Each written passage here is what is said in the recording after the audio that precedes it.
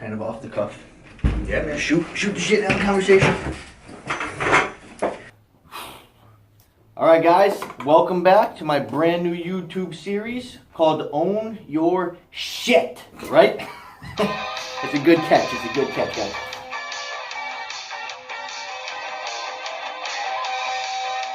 Own your shit, alright? My concept behind this was basically, there's so many people that complain about wanting to do stuff, I'm sure you know John, that they just have excuses for why they can't do it, why something else has come up, and they blame other people. And it's just, you know, as an entrepreneur, as a business owner, it's just about owning your shit, really. If you want to do something, just do it. Stop talking about it and just do it. So today's guest, featured professional, we've got owner of Get Up and Go Fitness, John Didio. Nice job. Didio. John Didio. So John, tell us a little bit about what brought you into the fitness industry and how long you've been doing what you're doing so far. Sure. Number one, thanks for having me. This is great. This is going to be fun. It'll be awesome. Yeah. Great series. So I'm excited for it.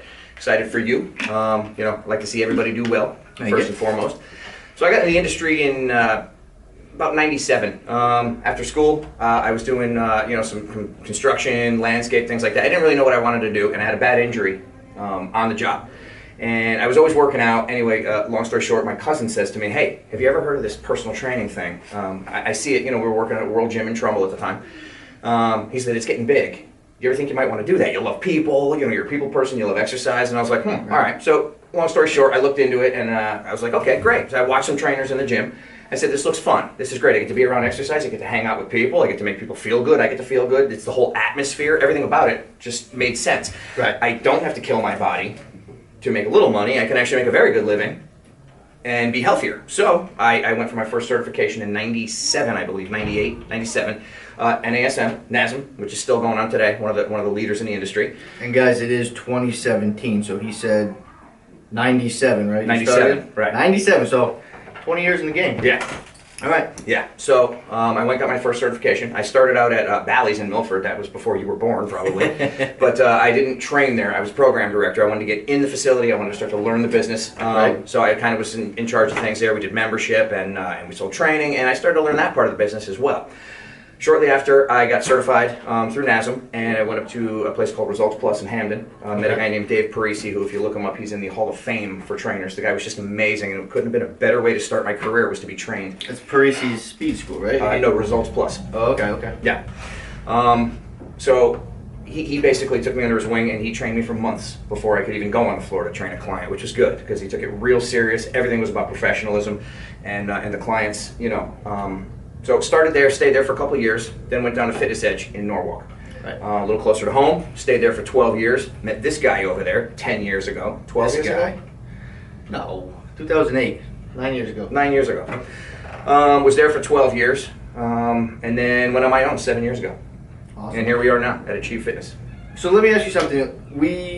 You've been in the game longer than I have, and for other people watching, I'm sure, you know, if you're considering personal training or if you are a personal trainer, what have you seen in change or in design of the change of landscape in terms of 20 years ago, 10 years ago, today, when it comes to maybe qualifications, maybe, you know, for me, we've been at a bunch of different gyms, but how about professionalism? Like you said, you know, Dave Parisi, very professional layout, you know, started Results Plus.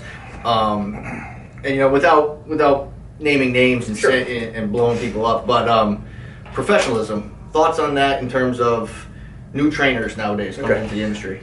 Let me take a step back. Let me go into some positives first on the industry and what I've seen in 20 years. Sure.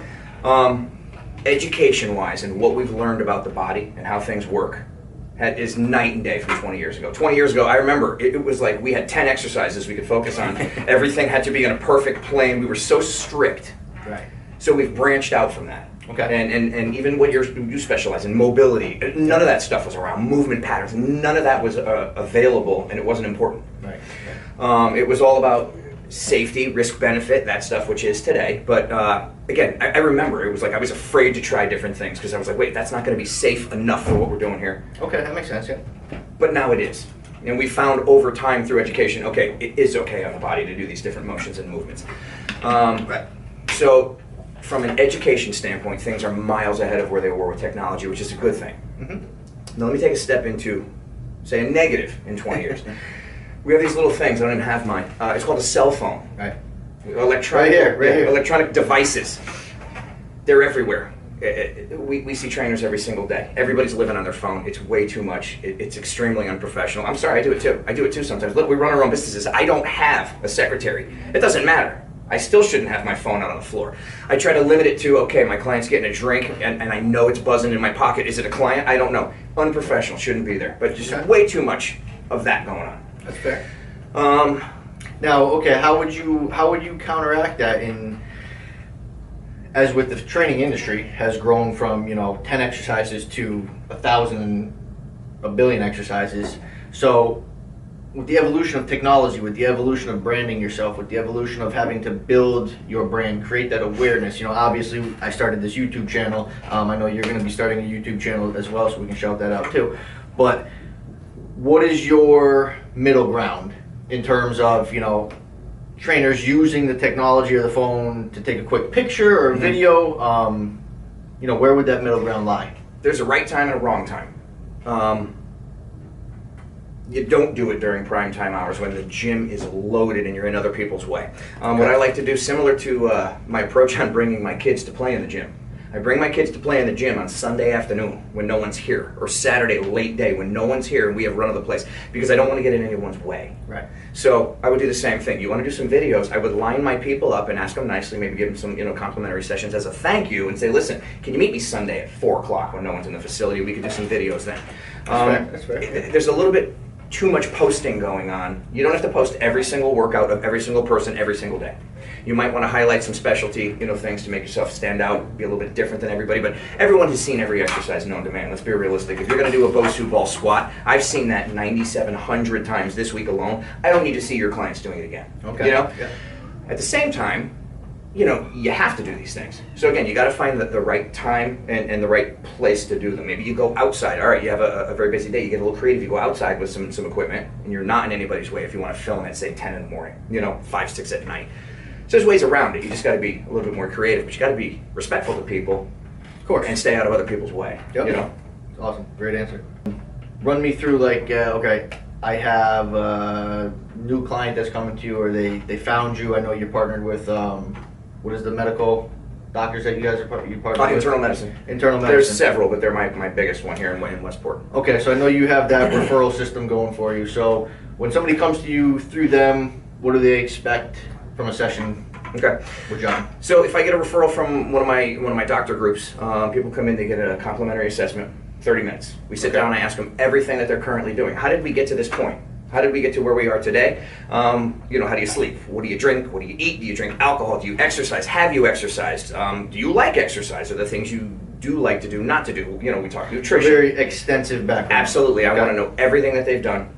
And then I give basically expectations on what to expect when you come in here, on session 1, and what I can do for them. I explain to them before session 1 what I'm going to do for them and the approaches we're going to take. It's all about progressions. We start at their beginning, not someone else's.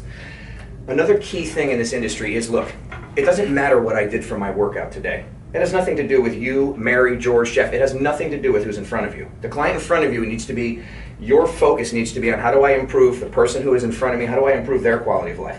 So my workout has nothing to do with, I'm going to take them through my workout. And unfortunately you see that. Okay, I killed the leg press today, and then you see them killing some poor person on the leg press, but it's not even their goal. Who's in front of me and what is their goal and how can I help this particular person is what's most important to me. So that's been huge. And I gotta be honest with you, I have a 99% closing rate because one person didn't sign up after coming in. So I call it 99%. Okay. But this approach works. That's a pretty valid closing rate, I think. Yeah. But yeah, it's not bad, but it works. So that's the deal. It's what can I do for them? So then like I said, I let them know how I can help them. Okay. And then, we talk about, everything else, cost and paperwork and waivers and this, that, the other thing, and then boom, we're ready to go. We get started. Awesome.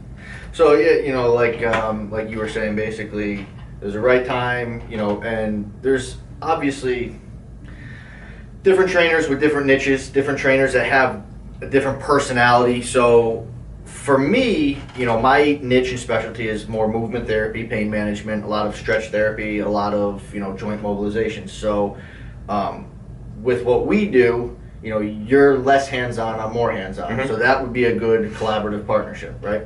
What are your thoughts on growing your business through networking, through collaboration? Because I've seen, just through specific networking organizations, different things that I'm involved in, networking is like a do or die, right? So if you're trying to build your business and you're shutting people out and you're turning down opportunities because you're worried about, you know, this person's going to take my client, or this person's going, you know, they're going to like this trainer better than they like me. Mm-hmm. What are your thoughts, you know, in 20 years of going from where you've gone to where you are now? You know, you went through the crash in 2008 of the economy. Mm-hmm. So how important has that been for your business? Okay. So the way I look at it, the way I've seen it, the way I've experienced it in the past when I was in other facilities, not working for myself. Remember when, you know, say your trainer was out sick, mm-hmm. and they tried to pair you up at a facility with another trainer to take over for the day, and I remember trainers being upset about that. Okay, if you're upset about that, you're clearly not doing your job for the client. I never worried about that a day I was there, because I knew I was giving it my all for every one of my clients. Okay, unfortunately for some who didn't give it their all, or didn't give their client everything that they wanted, they just didn't see the value. If I had an opportunity, or other trainers had opportunities to train some other trainers' clients, they could potentially switch over that day. It's happened to me a million times. Right. It's an uncomfortable situation for both trainers and for the client. However, if that client saw enough value in leaving their current trainer to go to me, or to switch to someone else, they clearly weren't doing their job. Matter of fact, on the other end of that, I used to love, well, I never loved calling out sick, but if I did, and my client had the opportunity to work with another trainer, I felt it raised my value even more that day. They saw from that trainer wow, this is what I'm getting from John. Okay, yeah, I see that. Yeah. And I didn't get that from this new guy, you know, or gal. So it works both ways. But if you're doing your job and you're killing it for your client and you're giving them their, you know, giving it your all, you shouldn't have to worry about that. Now, what about outside collaboration, from not trainer to trainer, but trainer to, you know, chiro, acupuncture, mm-hmm. anything that you're involved in with that? Any networking groups that you go to that you feel have benefited what you've done? Absolutely. You know, matter of fact, I'm certified golf fitness instructor with Titleist, and we have a small team, which is the fitness guy, the club fitter, the medical guy, you know, would be like chiropractic or physical therapy, and then your PGA professional who would teach the actual game of golf or technique. So I work on the body specifically for golf, but we have a team. So I do feel confident in sending someone to a chiropractor and working with them, even if they're taking them through some exercises. Okay. You know, so absolutely. Again, if I'm doing my job and giving it my all, we're going to complement each other. It's not going to be us banging heads or a competition between us. Right. But everyone has to do their job. Everyone has to give it their all and give the person what they want, and they have to see value. That's what it comes down to, value. Do they see the value? This costs money. This is not cheap. Right. This is expensive. They see the value, they'll do it all day long. They don't, they will switch from you in a heartbeat, and they should. I would do the same thing, wouldn't you? I agree. You know, when you're investing, guys, so one of the messages too is, anybody's out there looking for a personal trainer, you have to question, and you have to realize that you're investing in yourself. Okay, this is your money that you earn, that you are spending on you, and you're hoping that you're going to find somebody that knows what they're doing and is worth the value of what they're charging you. So ask questions, do some research, make sure you figure out what the best fit is for you, right? I personally turn people away based on what they're looking for. I don't want, if you're coming to me and you're asking, or you're telling me, I want to be crippled, I want to be crawling out of this gym, I want to die, that's how I want to feel. And I said, that's not what I do, that's not a good trainer, and that's not, you know, I'm not the guy for you. But you know, we both know trainers that will do that, and sure, that's what they like to train, and that boot camp, kick ass, kill yourself attitude, and that's what some people want, and that's okay. But that's not me. So know what you're looking for. So John, real quick, you're always rocking these 5%. You get 5% shorts, the 5% gown. Is that like I don't know. You only give 5% to your clients. I don't know. What is that? 5% sale off this week only. No, okay. 5%. So we're gonna put that 5% off. I watched John did the deal. A lot of motivational stuff online, and I came across. I'm also infatuated with the big, massive bodybuilder. Okay. So I came across this gentleman named Piana about 2 years ago. 300-pound, just massive. I'm kind of into tattoos. He's covered in tattoos. He's a massive human being. More importantly, 5% is his brand. What does 5% mean? mean? It means, or Rich thinks it means, 5% of people in the public are willing to do what it takes to achieve their goals. I'm a big goals guy, and I said, whoa, I started to think about it. You know what? I'll bet you it is about 5%. Think about how many underachievers there are out there. So I kind of latched onto this guy, and I actually met him. He was so down to earth. You don't meet stars that take time to talk to you, explain. He was asking me questions about my business. I was blown away by this guy. Yes, he's a super freaky guy, but more down to earth, huge businessman. We wear the shorts. I wear all his gear because I love the product. Number one, it's great quality, but I just love the whole 5% thing. So what we'll do is we'll throw out 5% and tag Rich Piana's IG handle, so you guys can follow along. If you don't follow him already, you can check him out too. Yeah. So it's all about goals, though. You know what I mean? Reaching your goals, whatever it takes. And I think that pretty much fits well with own your shit, right? So 5% of people are willing to do what they need to do, right? And that, you know, it's 5% of people are really the only 5% that are owning their shit, right? Stop passing blame on other people and start doing what you want to do. You know, own your shit. All right, John, do you have any questions for me? You have any questions? No. Anything you want to touch base on? I just want to, real quick, my YouTube channel has already, it just went up last night. Just Okay. started my intro video, and I threw up one video about who John DiDio is. I have other videos coming. I filmed 2 others. One was on how to pick your personal trainer. Okay. And another one was on nutrition and the importance of eating correctly. So what we'll do is throw that tag link up as well. Sweet. You know your Instagram off the top of your head? IG? Yeah, it's John DiDio or John / DiDio, one of those. Just put in John DiDio. It'll work. We're gonna throw that up here too. Yeah, we'll figure that out. Not on Snapchat, right? No. LinkedIn? Yes. Okay, LinkedIn, just John DiDio? Yeah. Okay, so we'll throw that up there Twitter. as well. Twitter, John DiDio? Yep. No underscore, nothing? Nothing. All right, we'll throw those up too. All right, guys, thank you for watching. If you have any questions, please comment below. Share the video. Don't forget to like my channel. It's going to help us out. We're going to throw John's videos up there as well. Like his channel. John, thank you very much for being a part of the show. My pleasure. Own your shit. More episodes to come. Who the guests are going to be, I don't have a clue, but they're going to be good. All right, guys, thanks for watching.